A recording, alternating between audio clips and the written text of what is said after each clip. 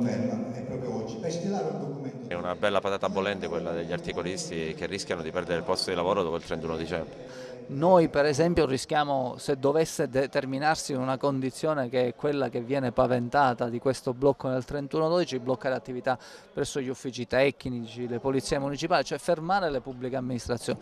Ed è un problema che riguarda tutta quanta la Sicilia. Allora come se ne esce? Se ne esce attraverso soluzioni certamente graduali, ma se ne esce anche con una presa di coscienza forte che deve arrivare dal governo della nazione. Cioè c'è stata una classe dirigente che ha sbagliato a determinare questo stato di cose e adesso però dobbiamo farci carico di un fatto, che c'è un cataclisma di tipo sociale, che c'è una calamità di tipo sociale, così come accadono le calamità di tipo naturale, ce ne facciamo carico con interventi straordinari, serve un intervento straordinario.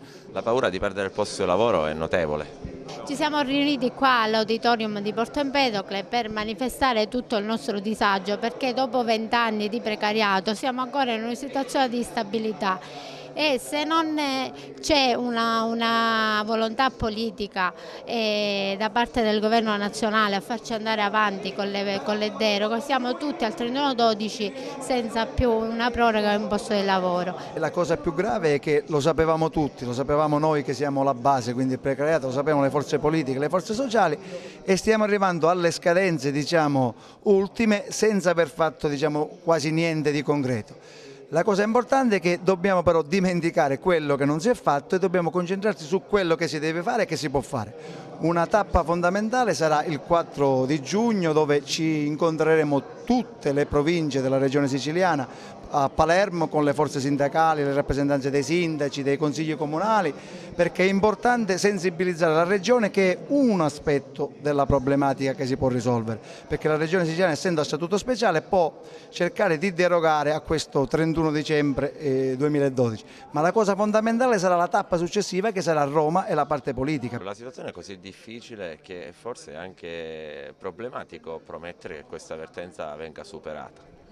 La situazione è molto difficile, avete avuto modo di constatare quando a tensione c'è tra i lavoratori, si riuniscono spontaneamente in assemblee nei comuni, sono fortemente preoccupati. È difficile perché dobbiamo superare alcuni aspetti normativi e legislativi a livello nazionale, quindi ci sarà un grande sforzo da compiere sia dal punto di vista dell'individuazione della norma che riesca a superare l'aspetto tecnico, sia dall'impegno che il legislatore nazionale deve porre in essere per riuscire in questo intento. Noi giorno 26 faremo un incontro con i parlamentari della nostra provincia, molte altre province già hanno attivato analoga iniziativa e quindi cercheremo attraverso la predisposizione di alcuni emendamenti di natura tecnica che risolvano il problema di supportare questa problematica che diventa sempre più drammatica.